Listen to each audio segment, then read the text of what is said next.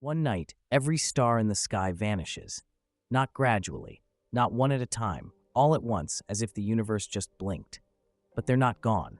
They're still out there. Something or someone is hiding them from us. And by the time we figure out why, Earth has already been sealed inside a cosmic time bomb we don't understand, with no way out. Hey everyone, welcome back to Story Digest, where we turn mind-bending stories into cinematic journeys.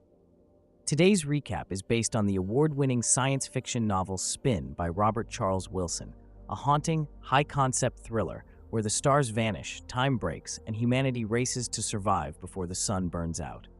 If you enjoy sci-fi mysteries, emotional turns, and a story that unfolds like a slow-burn apocalypse, you're in the right place. Let's dive into a world where Earth is sealed inside a cosmic bubble, and every second could be our last. It happens in the quiet dark. 17-year-old Tyler Dupree lies on a grassy hill beside his best friends, Diane and Jason Lawton, just outside their childhood homes. It's one of those coming-of-age nights, stargazing, wondering what's out there, pretending they're not already drifting apart. Then, in an instant, the stars are gone. No sound, no flash, just a black sky. The moon flickers like a dying bulb, and the world collectively asks, what the hell just happened? The media calls it the October event. Scientists scramble, governments panic, YouTube conspiracy theorists have a field day. And then the math confirms something nobody is ready to believe. The Earth has been sealed inside an artificial shell. A perfect, seamless sphere that filters sunlight, blocks every external star and galactic object, and, oh yeah, manipulates time. Time outside the shell is passing 100 million times faster than inside. So while you eat breakfast, the Milky Way is aging by centuries. While you tie your shoes, the sun is hurling toward death. The Earth has maybe 40 years before the sun goes nova. But from the universe's perspective, that already happened days ago. The countdown has begun. Tyler isn't a genius. He's not a rebel or a chosen one. He's just there watching as history spirals. His strength is endurance, the ability to listen while the world fractures around him. Jason Lawton? The opposite. Child of wealth, mind of a supercomputer, heart of ice. Think Elon Musk meets Oppenheimer, minus the Twitter addiction. Jason throws himself into the science. His father, a cold-hearted telecom magnate, funds black-budget research into what they now call the spin. The family company, Perihelion, becomes the center of Earth's last-ditch scientific renaissance. Diane, Jason's twin, takes another path. The same event that makes Jason obsessed with physics pushes Diane into religion. Deep, mystical, doomsday religion. She joins a cult called the Fourth Church of the Dominion, which believes the spin is divine punishment, a final test before judgment. Tyler, caught between the two, doesn't pick a side. Instead, he watches, records, heals. Later becoming a doctor, someone who soothes the symptoms of the slow apocalypse, even if he can't fix the cause.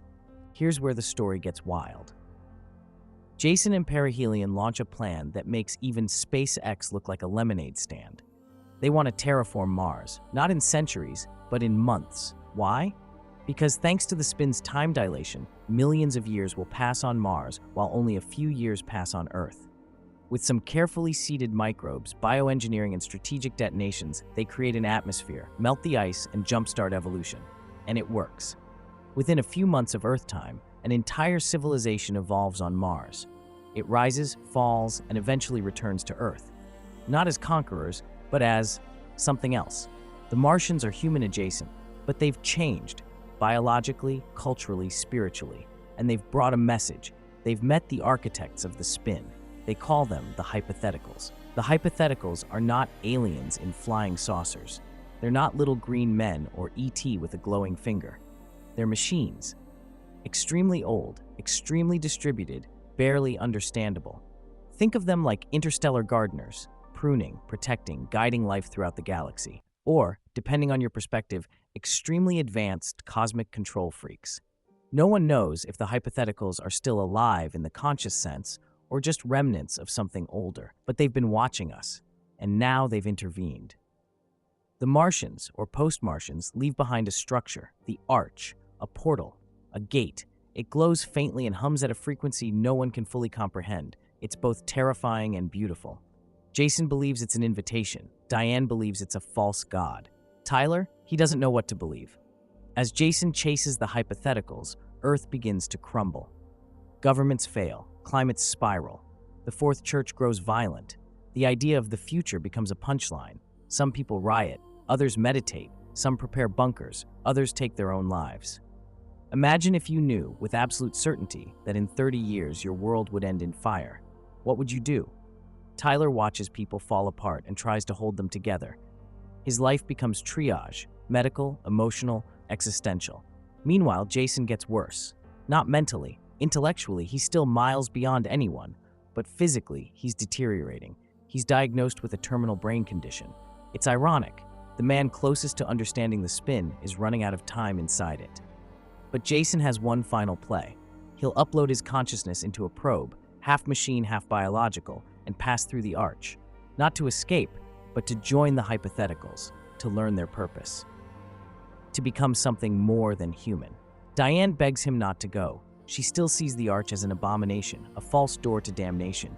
But Jason can't be stopped. On a cold, windswept morning, Jason walks toward the arch. His body frail, his mind sharp, his voice calm. Tyler watches from a distance, helpless. Jason disappears. No explosion, no grand reveal. Just a man walking into a mystery, never to return. After Jason's departure, Earth accelerates toward collapse. Power grids fail.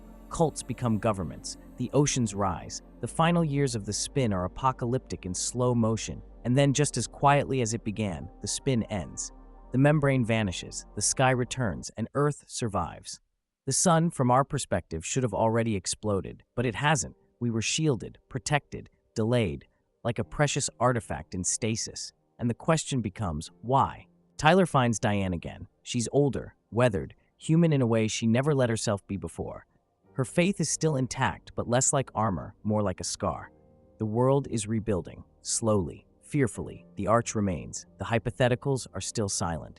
Jason is still gone, but something has shifted. The world didn't end. The spin wasn't punishment. It was a gift, a pause, a chance to evolve, to come together, or at the very least, to rethink what we are. In the last image, Tyler and Diane walk across a field at dawn. Mist curls around their feet. In the distance, the arch glows, still open, still waiting. They don't know what comes next. But for the first time in decades, they have something rare, time. And in that time, maybe, just maybe, they'll find a new beginning. The spin didn't take the stars from us. It gave us a chance to look inward, to stop counting years and start counting what we do with them. And that was Spin, a chilling, thoughtful, and deeply emotional look at what happens when time runs out, but life doesn't. If you enjoyed this breakdown, make sure to hit like, subscribe, and turn on notifications so you don't miss the next story. Drop a comment below. What would you do if you found out the sun already exploded and you just hadn't caught up to it yet? Until next time, thanks for watching.